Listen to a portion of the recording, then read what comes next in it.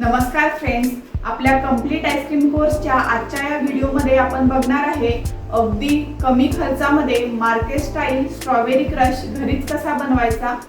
चला तर मग स्ट्रॉबेरी क्रश बनवायला सुरुवात करूया। तर स्ट्रॉबेरी क्रश बनवण्यासाठी इथं मी 250 ग्रॅम स्ट्रॉबेरी घेतलेली आहे। स्ट्रॉबेरी छान स्वच्छ धुवून घेतलेली आहे आणि कपड्याला कोरडी पुसून घेतलेली आहे। स्ट्रॉबेरींना पाणी राहायला नको, जर का याला पाणी राहिलं तर आपला स्ट्रॉबेरी क्रश खराब होऊ शकतो। त्यासाठी स्ट्रॉबेरी पूर्ण कोरड्या करून घ्यायच्या। आता आपल्याला स्ट्रॉबेरी बारीक पीसेसमध्ये कट करून घ्यायची आहे। तर आज आपण जो स्ट्रॉबेरी क्रश बनवत आहे तो तुम्ही 6 ते 7 महिन्यांसाठी घरामध्ये स्टोअर करून ठेवू शकता। त्यासाठी मी या व्हिडिओमध्ये काही टिप्स सांगितलेली आहे, तर व्हिडिओ स्किप न करता पूर्ण रेसिपी बघा। हा स्ट्रॉबेरी क्रश तुम्ही आईस्क्रीम, केक, डिझर्ट किंवा मिल्कशेक बनवण्यासाठी पण वापरू शकता। तर स्ट्रॉबेरी कट करून झालेली आहे। आता इथं मी एक पॅन घेतलेला आहे, त्यामध्ये आपल्याला स्ट्रॉबेरी टाकून घ्यायची आहे। तर आपण 250 ग्रॅम स्ट्रॉबेरी घेतलेली आहे, तर त्यासाठी इथं मी 125 ग्रॅम साखर घालत आहे। म्हणजे जेवढी आपण स्ट्रॉबेरी घेतलेली आहे त्याच्या निम्मे आपल्याला साखर घालायची आहे।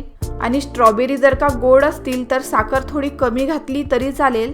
साखर तुम्ही तुमच्या आवडीनुसार कमी जास्त पण टाकू शकता। आता आपली महत्त्वाची टीप, स्ट्रॉबेरी क्रश जास्त दिवस घरामध्ये टिकण्यासाठी आपण यामध्ये घालणार आहे 1/4 टीस्पून सिट्रिक ॲसिड, किंवा तुम्ही या जागी 1/4 टीस्पून व्हिनेगर पण घालू शकता। आणि सिट्रिक ॲसिड किंवा व्हिनेगर नसेल तर तुम्ही यामध्ये 1/2 टीस्पून लिंबाचा रस पण घालू शकता।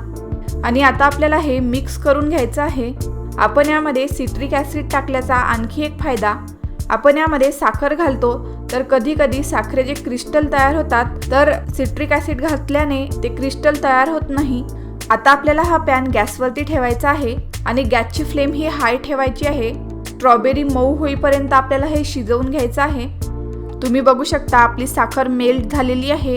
यानंतर आता आपल्याला हे 4 ते 5 मिनिटांसाठी हाय फ्लेमवरती शिजवून घ्यायचं आहे। महत्त्वाची गोष्ट म्हणजे आपल्याला शिजवत असताना बिलकुल यामध्ये पाणी घालायचं नाही।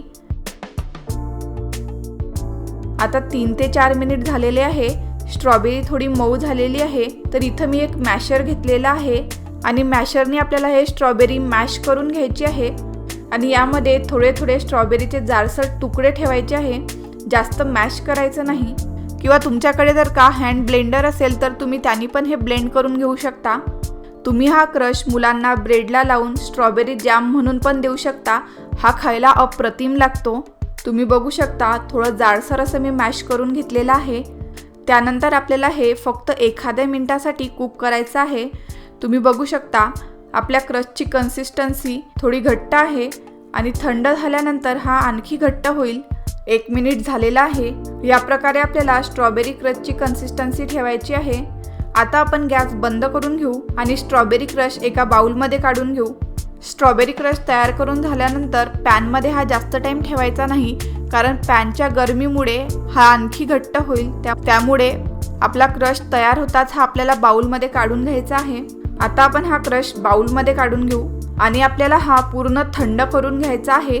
थंड झाल्यानंतरच तुम्ही हा आईस्क्रीम, केक, डिझर्ट किंवा मिल्कशेक बनवण्यासाठी वापरू शकता। गरम असताना वापरायचा नाही। तुम्ही बघू शकता स्ट्रॉबेरी क्रशला किती छान कलर आलेला आहे आणि टेस्टला पण अगदी मार्केट स्टाईल झालेला आहे। तर अशा प्रकारे आपला घरच्या घरी अगदी मार्केट स्टाईल कमी साहित्यामध्ये स्ट्रॉबेरी क्रश तयार आहे।